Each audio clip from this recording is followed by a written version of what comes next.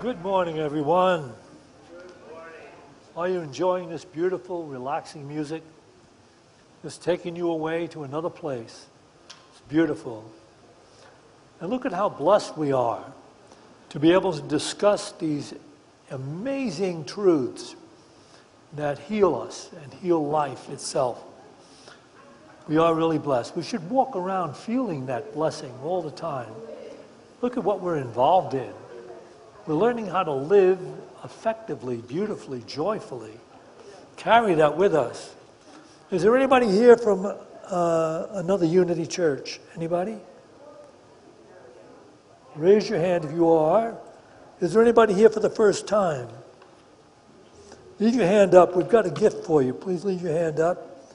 Our ushers will bring you a gift. Okay. You know, the most incredible thing that we can do for ourselves is anticipate goodness taking place every moment in our experience. Do that now and look forward to this talk coming your way. It's going to lift you up.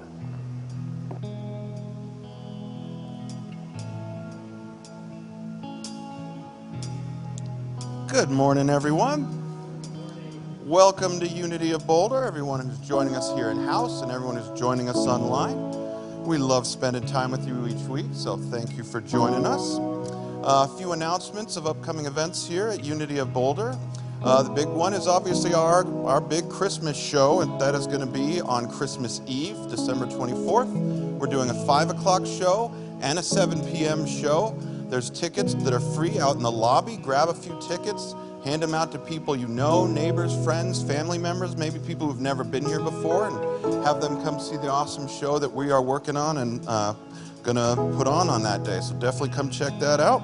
Our gift drive for Wounded Knee is in full swing outside. You can see it all over our lobby of all the items that we're collecting, the gifts you can get by taking a name off the Christmas tree out there. If you want to give a specific gift to a child, all you have to do is grab that, go buy a gift, and then wrap it and bring it on in, and we will ship it on up.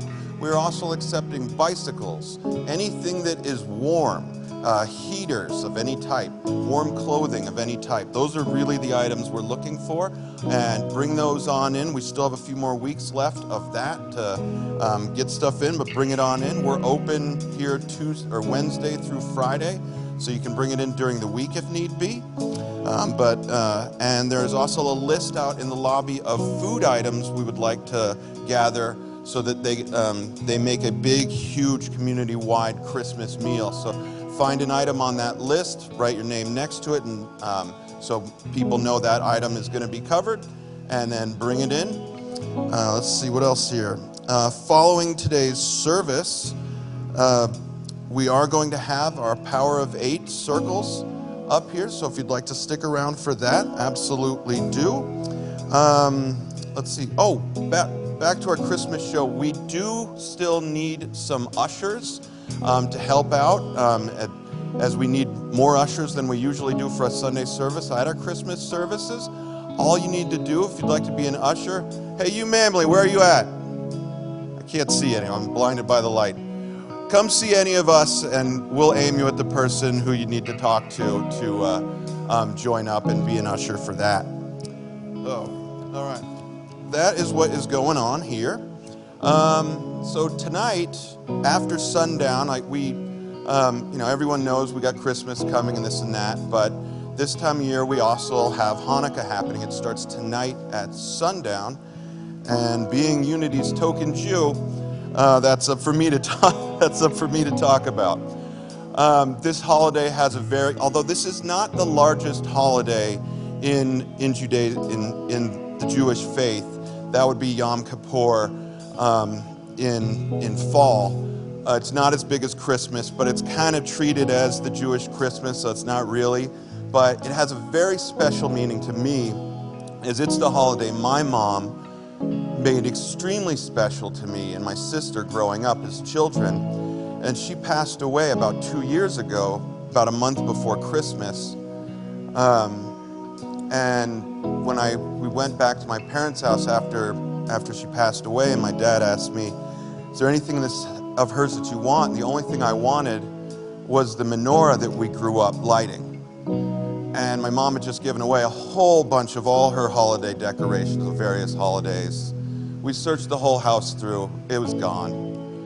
2 days before Hanukkah, my dad just happens to be looking through some box in some corner of his house, and there it was. And he rushed it over to me, so I get to remember my mom lighting that with us every year. It's magic. And this is the prayer that we say while we light the candles on the menorah. That was taught to me as a young child by my mother, which is Baruch atah Adonai Eloheinu melech olam asher kiddushanu b'mitzvotav v'tzivanu lahadlik ner shel Hanukkah.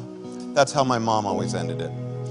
So, and I will always end it that way. I will always end it that way. And what that means is, blessed are you, Lord our God, King of the universe, who has sanctified us with his commandments and has commanded us to kindle the Hanukkah light. Thank you.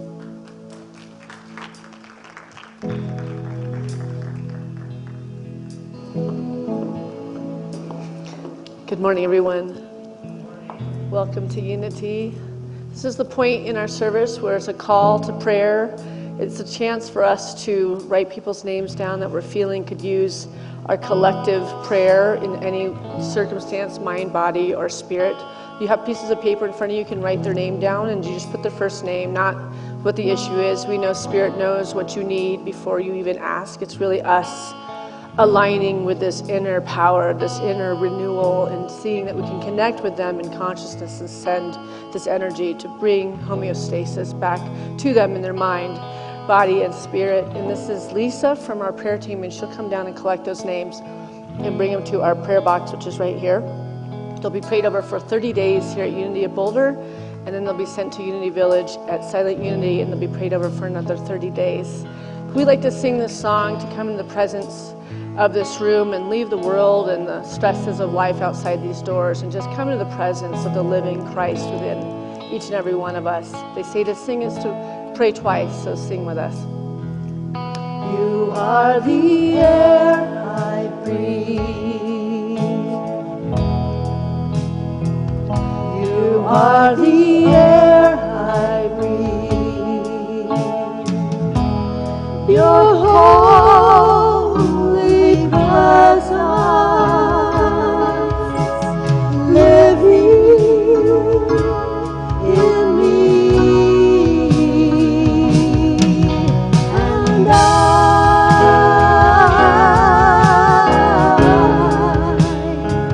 I'm grateful for you.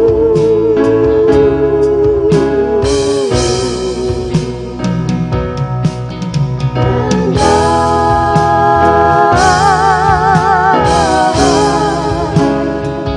I'm grateful for you.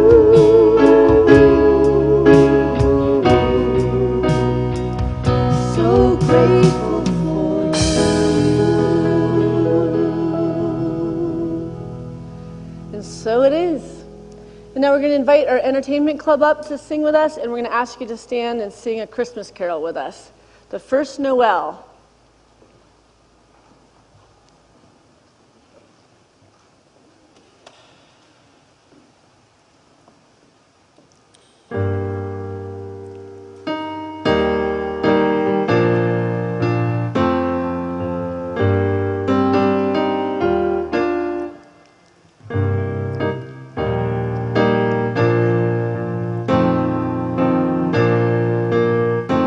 The first Noel, the angels did say, was to certain for shepherds in fields as they lay, leading fields where they lay keeping their sheep on a cold winter's night that was so deep.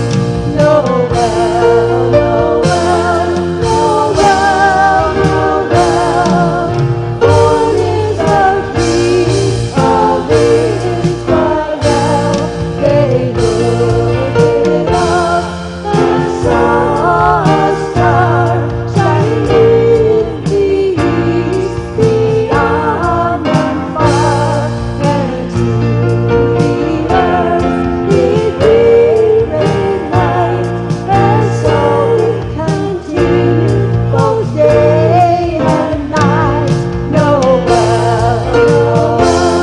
Noel, Noel, born is the King of Israel. The first Noel, the angels did say, was to certain for shepherds in fields as they lay, in fields where they lay keeping their sheep on a cold winter's night that was so deep. Noel, Noel, Noel, Noel, born is the King of Israel.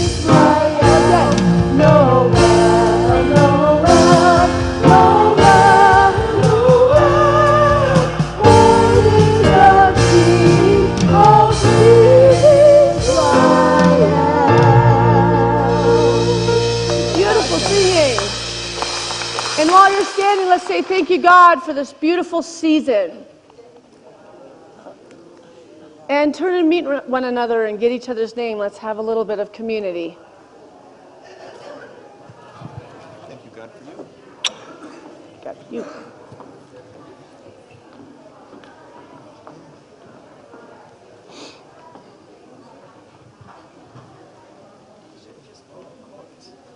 I couldn't remember what I did for an intro.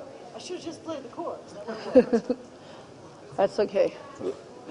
Figured we've all done that where we're like, And now "Oh, let's pat try yourself this on the again." back and say, thank you, God, for me. It worked. You got your pitch. Yeah. And it's what I forgot one announcement. At the end of this service, we're going to have a children's Christmas party downstairs. And at the end of the service on our stage, we're going to have a special guest visitor. I hear he's bearded and from far up north. I'm Jewish. I don't know who that is. And all the children will be invited to come up on stage while our visitor reads a story. So definitely stick around for that at the end. Now I'd like to welcome back our special guest musician, Rebecca Abraxas, who I'm sure you all recognize. This Friday, as she does every third Friday of each month, she will be having a sound bath healing down in the meditation room. And this time she's going to be celebrating the winter solstice. And this will be a winter solstice sound journey. And we're going to activate the metaphorical solstice light. Let the soothing sounds of Rebecca's pure vocal tones guide you on a magical journey of relaxation, reflection, and renewal. No experience is necessary, just bring an open heart. This unique session combines the powerful vibrations of crystal bowls with vocal energy healing to create a multi-dimensional healing experience. That is this Friday. For church members, it's $25. You can pre-register online. Can they sign up at the door, or does it have to be pre-registered? It's best pre-registered, but come to the door if that's what you can do. Okay, all right. We want you in the room. Pre-register is what she means. And so that is this Friday. Check it out at 6:30. 6:30. All right, this is a little peace chant. If you feel like moving your voice with me, feel free.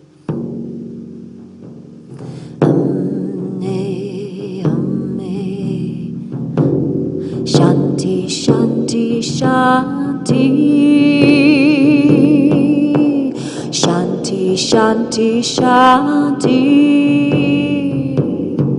May we all have peace. May we all have love. Shanti, Shanti, Shanti. Shanti, Shanti, Shanti. May we all know light. May we all stay bright. May we all know light.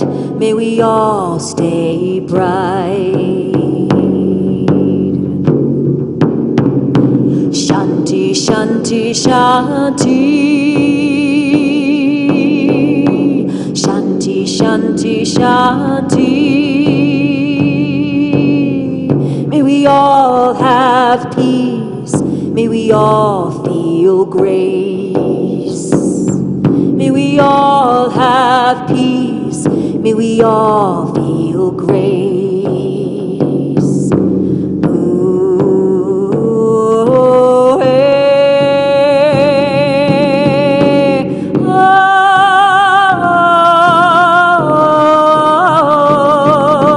hey, hey, hey. Shanti, Shanti, Shanti. Shanti, Shanti, Shanti. We are one. We are one. We are one. We are one.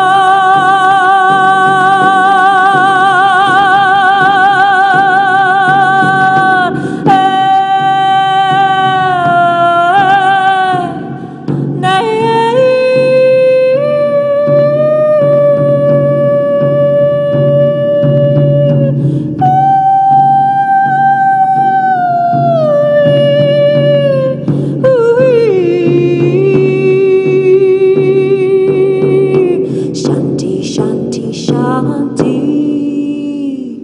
Shanti, Shanti, Shanti. Shanti, Shanti, Shanti. Shanti, Shanti, Shanti. We are one. We are one.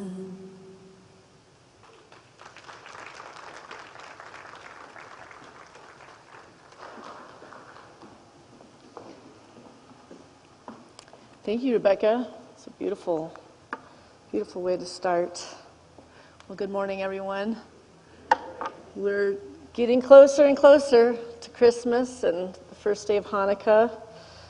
It's a talk on the Advent of Abundance. Today is the third Sunday of Advent, and we're in that sacred time on the spiritual calendar, a season when many traditions around the world honor light.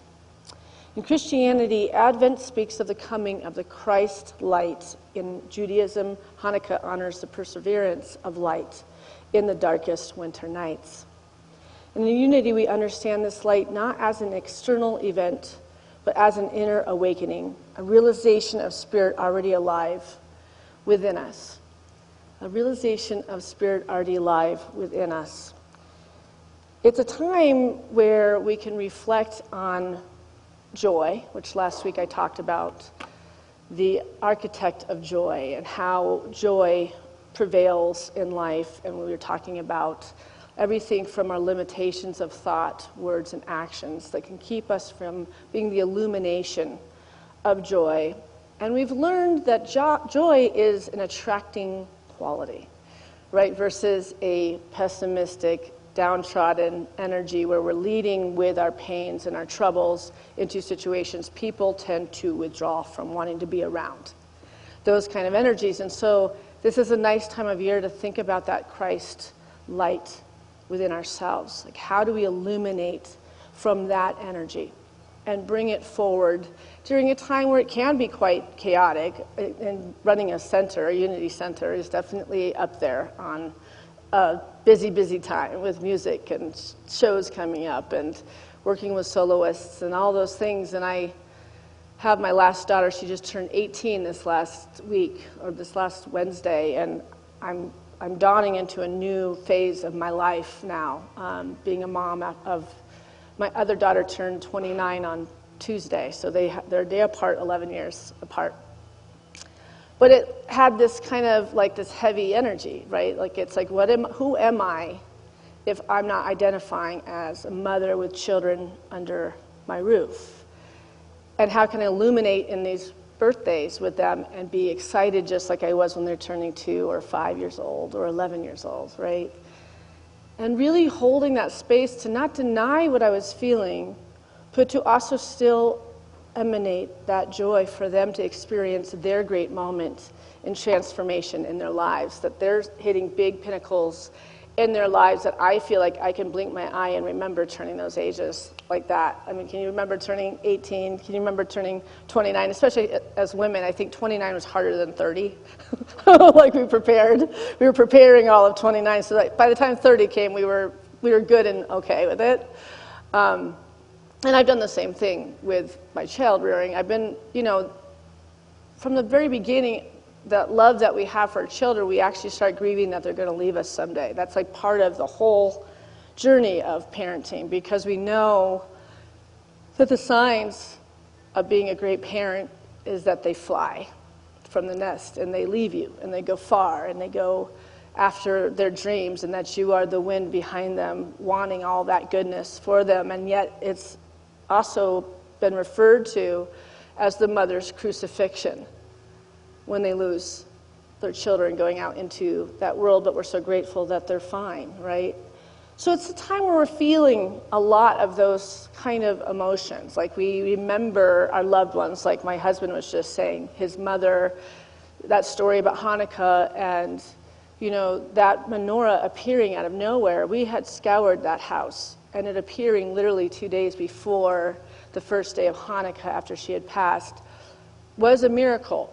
And this is a time of miracles, recognizing that we don't have to do things the same way as other people. I don't have to have this launching of my children be a painful thing. What if I can transform that energy and put it into what I'm going to do with my life next, right? I've never really thought about myself on that level because it's always been about them since I was 22. So I don't really have an adult life without being a mom. Or, I mean, you're always a mom. I know that, yes. But on that, like, consistent making meals and greeting them when they wake up for school and all that stuff. So in Christianity, Advent speaks of the coming of the Christ's light. And in Judaism, Hanukkah honors the perseverance of light in the darkest winter's nights. And that's what the solstice is about, too. It's about honoring all of the emotions that are coming up, and how do we make the default, though, still be joy and love, right? So Charles Fillmore wrote that Christ is the divine idea in humankind, the perfect pattern of our true spiritual nature, not a distant figure we worship, but an identity we embody. So Advent is not just the story of a light coming someday. It is the question, will I allow the light that is already within me to awaken, to shine through me as me in this world? Will I allow that?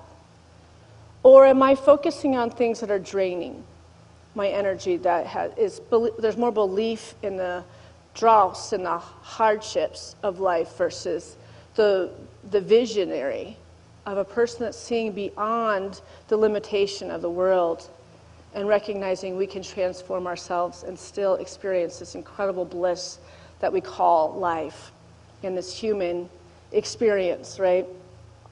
So that is the Advent of abundance. For Sunday, December 14th, which is today, that's the third Sunday of Advent, known as Gaudete Sunday. In the traditional Christian setting, it's a moment to rejoice as Christmas nears, marking by lighting the rose candle on the Advent wreath, shifting focus from an awareness of where we have missed the mark to a hopeful celebration for Christ's coming. The readings focus on joy with themes from Isaiah and John the Baptist, reminding believers to be strong and patient as God's promises unfold. And in Isaiah it says it this way, the people who walked in darkness have seen a great light. And in John it says, the light shines in the darkness, and the darkness has not overcome it. And so this is a time to reflect, because we are in the darkest days of the year, right? And then once the solstice comes, then the light starts to return. So it's an introspective time where we take an inventory of things we would like to birth when the light starts coming back, right? Being with these shadow kind of energies that are speaking that we're supposed to feel a certain way, or even a negative way, because maybe something's hard in our marriage, or something's difficult with our children, or something's not great with our jobs, or we're not really where we thought we would be at this phase of life. And when we realize that this is a miracle time of year, that in that introspection we can recognize there's something being birthed in us.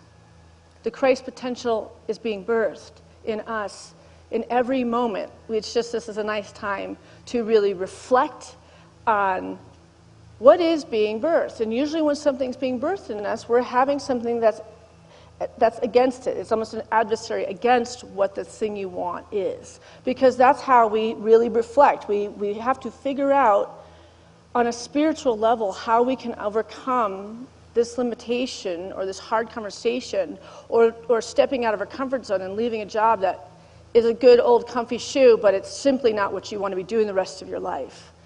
Right? It's a time to birth your life and have it abundantly. Right? And so it's not about some Jesus coming as a second coming or a birth of Christ in the physical energy. It's the Christ example that he gave us, that he said, these works that I do, you will do too. But are we allowing it to happen in our lives, right? So the metaphysical interpretation of these two Bible quotes, the scripture describes a shift from outer dependence to inner revelation. The great light does not come from the world. It rises within us. Whenever we choose faith over fear, wisdom over reaction, or truth over appearance, we step out of darkness and into the radiance of spiritual awareness. Isaiah's prophecy is not about a single historical moment. It is about every moment when we awaken from the illusion of separation. When we awaken from the illusion of separation and remember the divine light is our true nature. In this sense, Advent becomes an inward journey, the discovery that the light we seek has been within us all along. So often we think we are waiting for something, waiting for clarity, waiting for prosperity, waiting for healing, waiting for things to change. But Unity teaches us the opposite. And Fillmore, our co-founder, says, God is the source of all. And God is ever present, therefore all good is present, regardless of how things look in the outer world.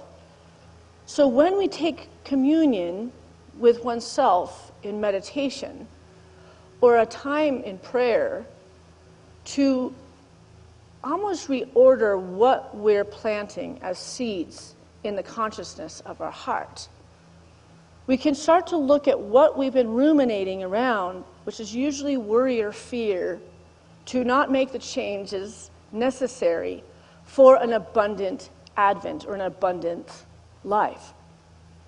So we have to take to task, what am I holding, and am I planting positive seeds into the consciousness of my heart? Am I being brave enough to say, it's my turn. It's my turn. Like, that's what I'm saying to myself now. It is my turn. I've raised these children. They are great kids. They are smart kids, and they're going to do great things, and they're going to be beautiful beacons of light out in the world. So now, what am I planting as a seed in my consciousness? Instead of feeling just grief, it's a sense of wonder and wandering in the wonder of the wonderful next phase of my life with my wonderful husband and my beautiful dogs and my beautiful land out near Lyons and all the things I have created through this time in my child rearing. Now I can really bask in it and enjoy it. Right? So what are we planting? What seeds are we planting in our consciousness? So God is the source of all. And God is ever present, therefore all good is present. Even when we are in life changes that might have a feeling of sorrow, on the other side of sorrow is joy. So allow yourself to feel the feelings we have to feel to manifest the truth of our being and step into our Dharma, to that which we're supposed to do and be here and not put it off. Stop waiting. It's a time to not wait anymore. It's like manifesting your miracle. We know that we're not going to have a Santa moment where something appears under our tree anymore. We are the Santa, right? We are the Christ light within ourselves. We are the ones that have to put the thing underneath that tree that we want to receive, right? So Advent, metaphysically, is the season where we shift from waiting to recognizing. Abundance is not something we chase. It is something we awaken to. Just like the sun doesn't suddenly appear at noon, it is always there. Abundance is always present, waiting for us to lift the blinds of consciousness. There's an inexhaustible supply of abundance in this universe, in and through everything that we are. But are you believing in that truth? Do you believe you can change it? Because they say you have to believe it to see it, which in the world we've been taught we have to see it to believe it. And belief is a process of faith. A belief in this greater something. When we've had miracles happen, like what Mike just said about that menorah appearing, he was devastated over that menorah because it was archaic, it was old, it was generations handed down. And how could this thing get thrown out? This one piece that reflected his mother so much. But she let him sit for weeks in that feeling like it was gone. And sometimes that's what the universe does. So that you can be with, how does he still have a relationship with his mother without that menorah? And then when it appeared, which her divine energy made that happen, the sense of gratitude that something from the unseen happened. That's what this time of year is. It's expecting the unseen to do something miraculous with your life. But you have to be willing to believe that's possible. You have to be willing to open up to the channels that there's this ethereal realm that actually makes substance in the world. Right? Who believes that that can happen?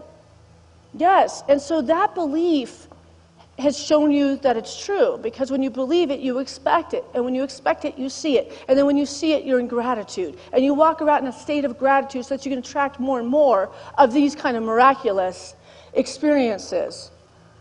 So, and yet we all know what it feels like to have those blinds closed, right? We all have those phases.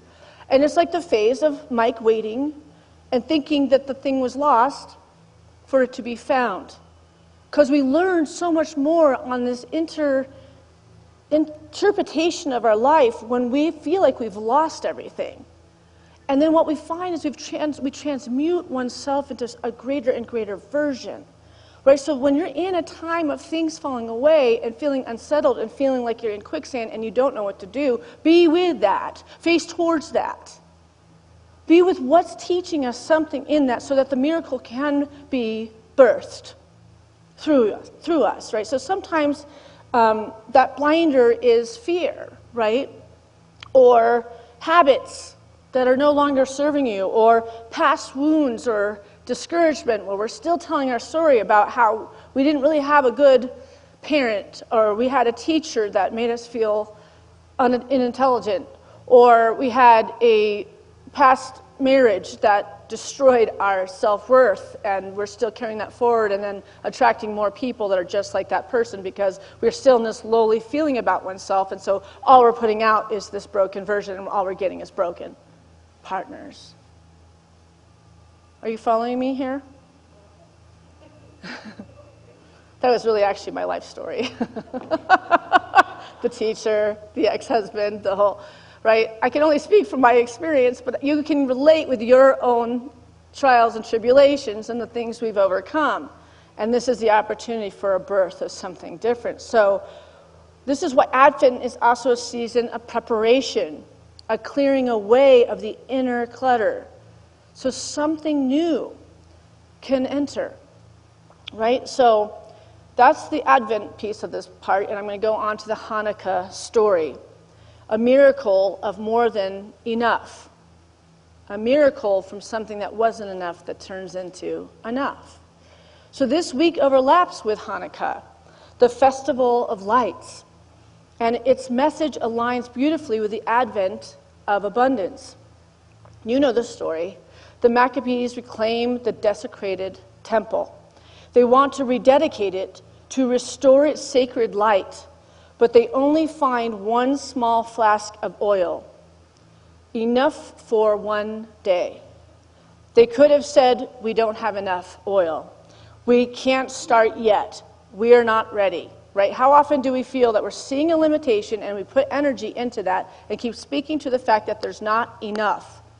Well, that not enough has probably been 10, 20 years of you feeling like there's not enough because you've not gotten into a belief system that something miraculous can happen out of something that looks like it's nothing. Because you're believing in the physicality of life, or you're believing in your bank account, you're believing in this broken marriage, you're believing and adding energy that it's all these things that are in limitation. Versus shifting one's sight and thoughts and words around it and taking hold of what we're delivering into our own life. Because these seeds are planted, but then we have to speak it into existence. We have to think it into existence, and we have to feel it as if it's already coming and living in a state of gratitude.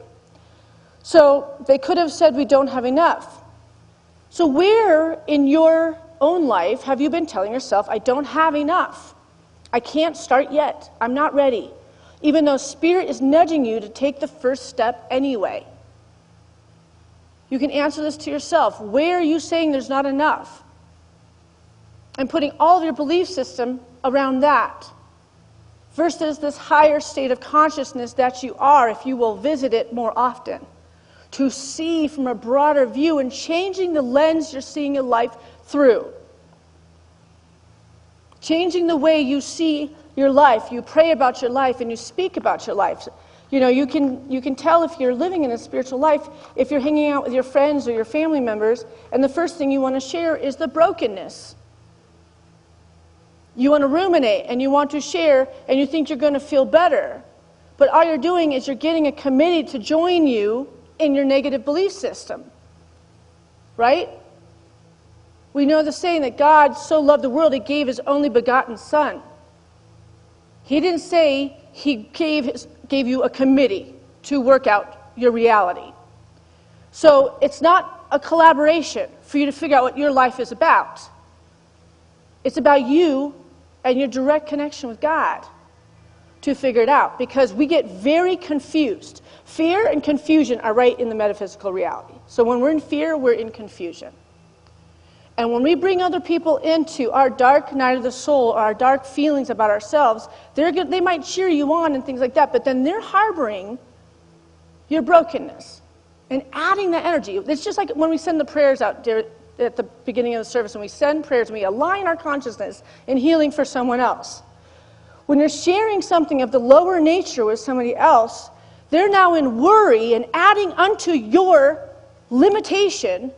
So this is becoming a cycle of energies around you that are carrying you in this lower place where no healing is taking place.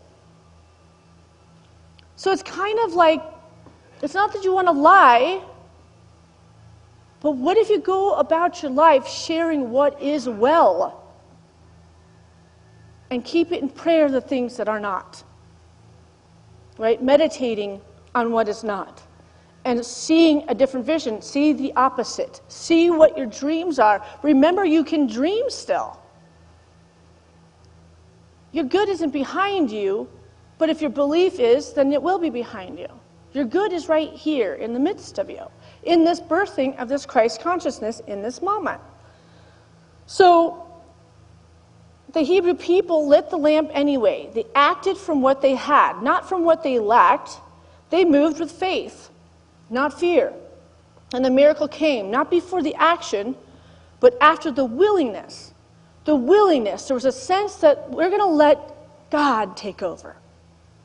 Right? And God for us is the Christ consciousness within us. We're going to have faith there's going to be enough oil to make it through this spell. So there was more than expected, more than rational, more than they dared to hope for. Because they put it in that Christ's unlimited energy. I always think about when, people tell me their miracle stories, and there used to be this couple that came to the church, and the husband of that couple was raised in Christian Science. And, there's some things around Christian Science which isn't great, where you can't really go to doctors and you can't get medicine. It's all based on faith, and all the healing physically is through faith. And so many of us have heard stories where that's not gone well. But at the core of Christian Science is that building of faith. And he told a story about how his single mom did not have enough money to get to another city where she was going to be staying with her own mom. They were very poor, and she had her car, and her car only had enough gas for 10 miles, and they had to go 150 miles in that car. And she had all her children and her praying for that tank to last. And he swore to God to me they made it right to the doorstep of her family's house where they're going to stay. So this is the stuff that, and I think Christian Science is great if that's what your process is. All roads that lead to God are good. In Unity, we celebrate that. We want you to find the path that nurtures your soul and holds you like a hug and makes you feel connected to this greater, unnamed energy, right? So it's kind of similar to the Hanukkah story, because miracles follow courageous beginnings. They come from courageous thought processes. They come from a knowing that there's something greater at hand. There's an intelligence that will take over when you believe. If you will just believe. We all know that song that we always hear at the Christmas show. We usually close our show with it. And that's the metaphysical heart of Hanukkah. Use the light you have.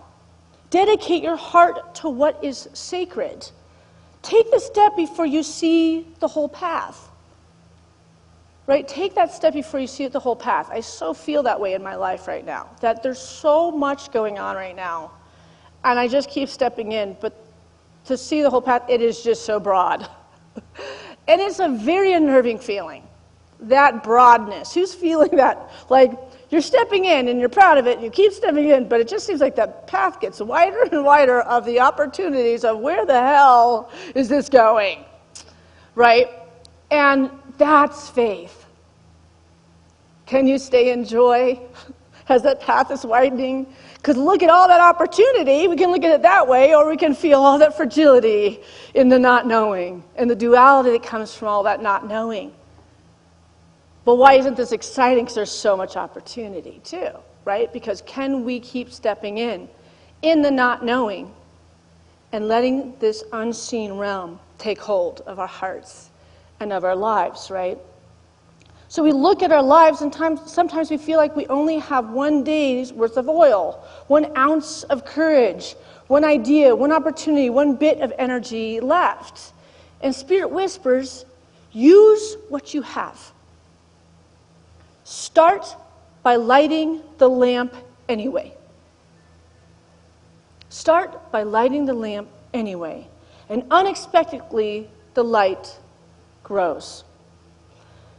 So I have a friend I'm going to school with right now. I'm finishing up 2 years of school this June, and we're all graduating together. And on Friday, he isn't already ministering at church. He's been auditioning for churches, and he got a job in Bend, Oregon, to be the senior minister there. And we have a text thing with the 18 students of us going together, and he let us all know that he had failed our last class and was no longer going to be able to graduate with us this June. This is my best friend in school right now, and one of the most dynamic speakers I've ever watched in my life. And it's just like his calling to ministry is so divine and so amazing. And I was just heartbroken over this very technical class that we took on budgeting and systems in place. It's really like an HR class, like as if you're going to be doing the accounting and you're going to be doing all of the social media, and like you have to be like a mastermind to be a minister, and basically nobody else helps you or something. This class was ridiculous. Anyway, the fact that I passed it was a miracle. Running this center. But just the devastation and the fragility that made me feel is like, wow, I figured they would have, if something like that happened, I figured you'd have a test or something you could redo and keep going. And that's not the case. And so I was meeting with him. I called him right away, and I didn't stay on the text line because he's my prayer partner through school. And I could hear that he was in shock. He said, I'm so embarrassed. Like, I'm about to walk across the stage tonight and get ordained by this church, and they just told me I failed the class. I mean, it was like the picture of being attached to something and talk about it being like horrific and embarrassing with a crowd that's going to see this moment. And we were talking about it, and I was like, I just am wondering, like, what is the hidden curriculum in this moment, right? Because when things like completely catch you off guard, that's when I really sit in that holy instant and sit there and I wonder, because there's something in this for my friend that's going to grow a depth of understanding of life, right? And I don't like that this has to happen and that this is going on, but I will tell you a little secret. The whole time I was talking to him, I can feel this current that it's going to change. I know that he's going to graduate with us. I can just feel it in everything I am. And when you meditate and when you pray, you can trust this intuition. And you can feel it, but I can't guarantee that because I wouldn't claim being a psychic, but I do trust my intuition. Right? I finally, after all these years, trust it, and it's right on. And all I feel is freedom towards this moment. But this duality sitting right now is that moment. What is the hidden curriculum that this soul needs to come up to this big moment of leading people in this world during a very interesting time in this world? It's a responsibility with a lot of weight on it. And he's a pretty soft guy. And there must be something in it, right? And that's what I trust. That's faith. Knowing that something's going to come out, and it's going to come out even better than we think. But in that moment, that felt like a crisis. And in the end, the board still said they're going to ordain him, and he'll just have to keep going to school or whatever they're going to have to do. So it's not enough to say God is my source if we continue acting as though lack is our master. It's not enough to affirm I am a light in this world if we hide that light because of old stories. It's not enough to understand abundance intellectually. Abundance must be embodied in how we speak, in how we give, in how we show up in challenges, in how we say yes even when we feel we have only one day of oil. So abundance rises not when everything is in place, but when we move from the truth we already know. There's always more than meets the eye when spirit is running things. So I'm just going to take you into a short meditation because we have a very special visitor that's going to meet with the kids up here in a little bit. So we're going to make room for the magic because that's what it's all about, right? So let's just close our eyes and get comfortable with our feet flat on the floor.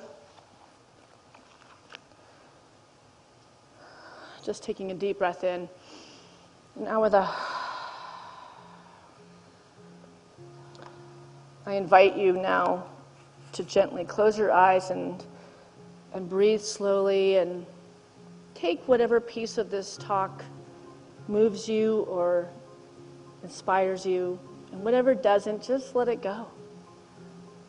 Not everything's going to meet what your life experience is right now. So let your body soften. Let your shoulders release. Let your breath guide you back home to yourself. With each breath, imagine you are entering a quiet, sacred space within. This is the inner sanctuary of your being. This is your holy of holies. This is where the Christ light lives. Become aware of a small light glowing in the center of your chest, perhaps no bigger than a candle flame. This is your divine spark and the presence of God as you. Notice how even this small flame brings comfort, how it gently warms the heart, how it reminds you that something holy is already just a little brighter.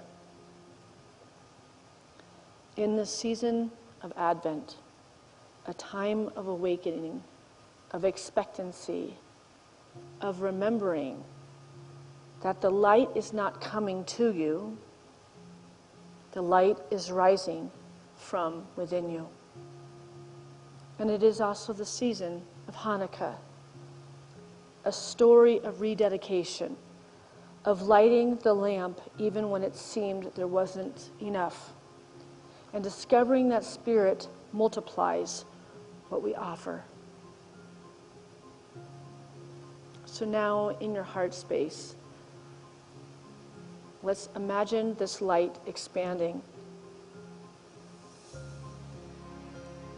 bringing you more faith and hope and willingness. Maybe it feels like too little, maybe it feels fragile, maybe it feels like not enough, but today you choose to light this lamp within your heart anyway. Let's see the light spreading from your heart to your shoulders, your arms, your hands.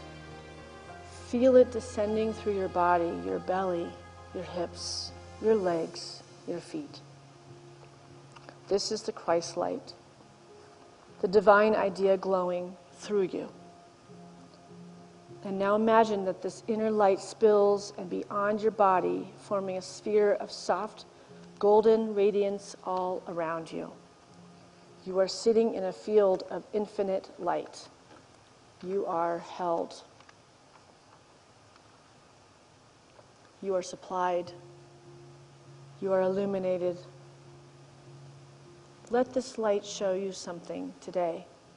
Your dreams, your desires, an intention for your coming year. Hold it gently in your awareness. Realize it as holy. Rededicate yourself to it as the Maccabees rededicated the temple. Say silently in your mind, I say yes to the highest good unfolding in me. I light the lamp anyway. My good is already at hand. Allow the light to grow even brighter around your intention and imagine spirit moving toward you as you move toward it. Rest here for a moment,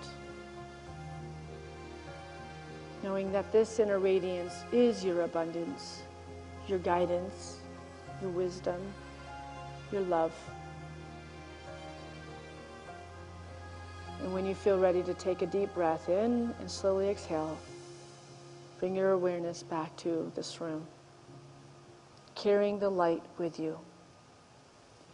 And when you open your eyes, know this: the lamp has been lit and the miracle is already in motion. Let's take an offering for unity now.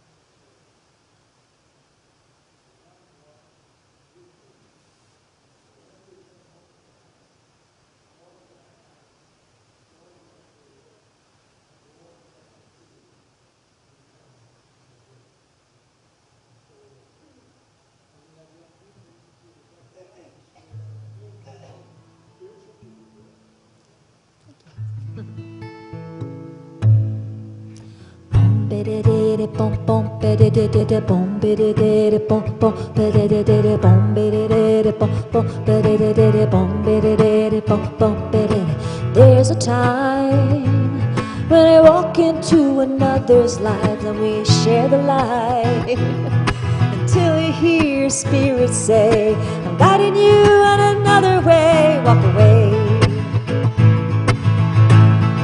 My rose-colored glasses have gotten unclear, but when I shed my fear, the energy finds me and I start to clearly see. Walk away, walk away, walk away, walk away to the light, into the sunshine, into the light. Going into the sunshine, into the light. Walk away, walk away. Bom bidi didi bom bom bidi didi bom bidi didi bom bom bidi didi bom bidi didi bom bom bidi didi. The energy is shifted, I'm trying hard to stay. The anchor isn't lifted, oh, but the current is too strong. I'm being pulled along. Walk away, walk away, walk away, walk away to the light, into the sunshine, going into the light, into the sunshine, into the light. Walk away, walk away.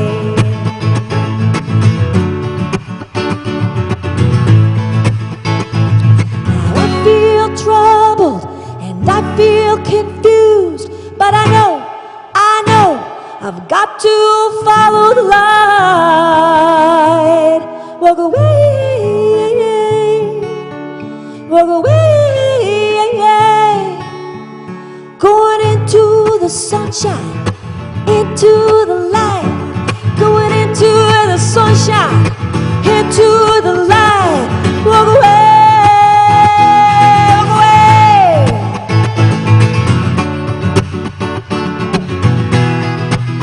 Oh, it feels good to go.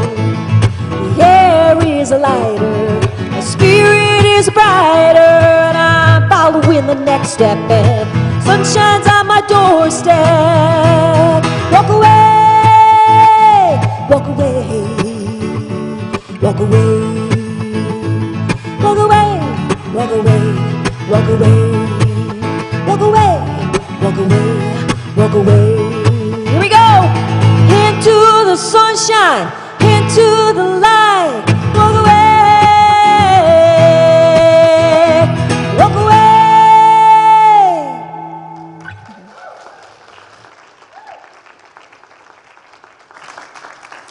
Thank you, Rebecca. And now, have the children come up onto our stage, and we get to find out who our surprise guest, our bearded guest is. Come on down.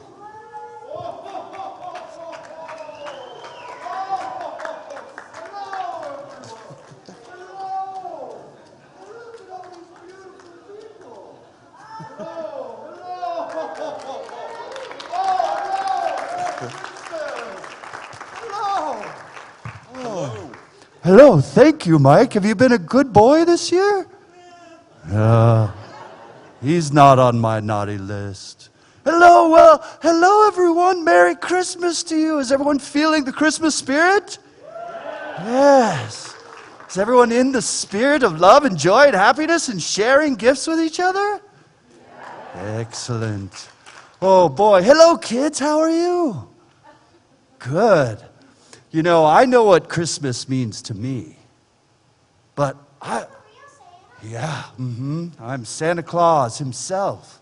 And I have some questions for the kids. I'm wondering, now we all love presents, right? Raise your hand if you love a present. Yeah, we all like presents. We're going to have some more time downstairs to talk even longer. Okay, what's the only present you want?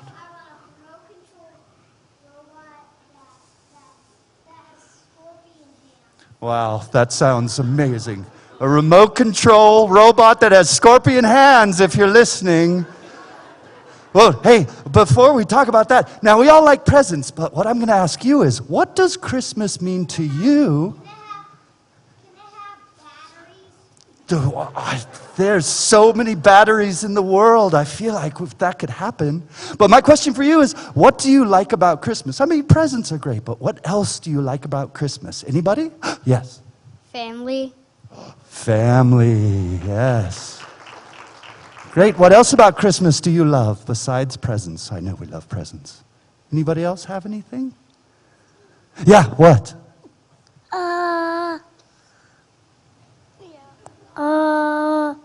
Kids. Yeah, kids.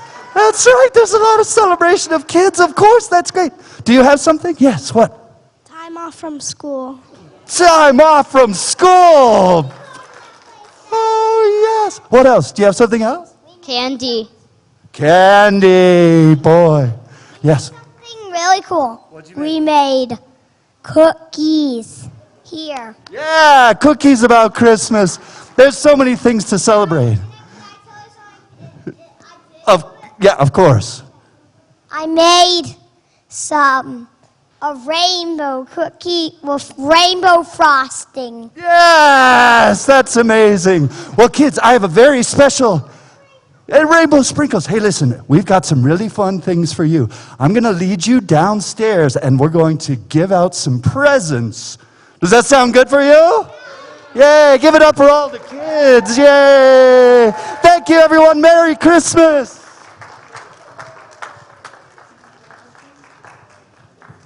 Come on, kids, let's go.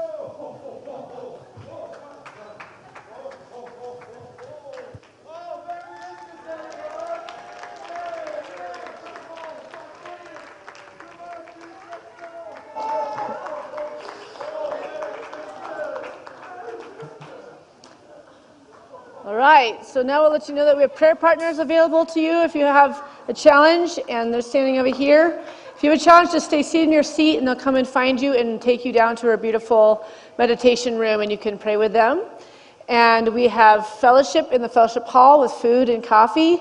And then we have the intentional prayer circles of 8 where people can pray for each other. And somebody sits in the center, and people hold prayer for each other for about 45 minutes. And we're going to all rise, and we're going to sing Let There Be Peace on Earth where we're standing.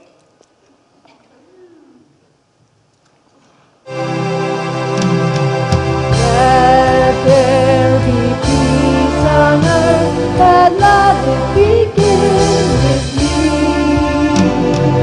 Let there be peace on earth, the peace that was meant to me. Where God has begun, let me all of me. Let me walk in my family in perfect harmony. Let peace begin with me. Let this be the moment now. In every step I take, let this be my joyous vow. Today and let this peace be that I live. Let there be peace on earth, and let it begin.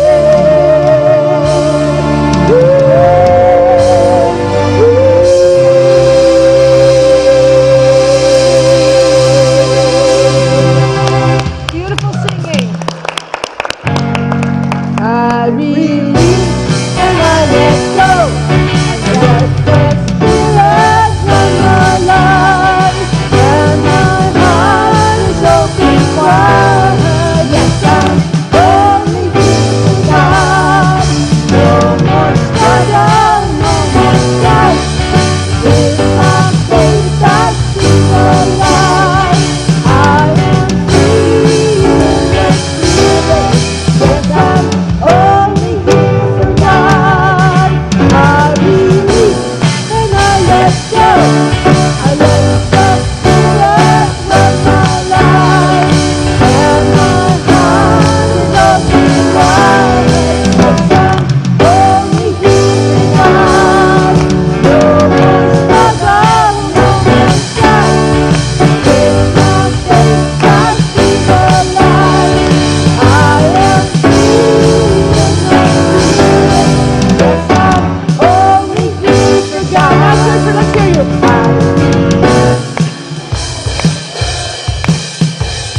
Yes. And my heart. Yes, I'm only here for God. You can shout out. No more struggle, no more strife. With my faith I see the light. I am free in the spirit. Yes, I'm only here for God. Yes, I'm only here for God. Yes, I'm only here for God. Beautiful singing. Have a beautiful week. Next week, you're going to get to hear the full choir and soloists during the service, so you can get a little teaser of what's coming for Christmas Eve. See you then.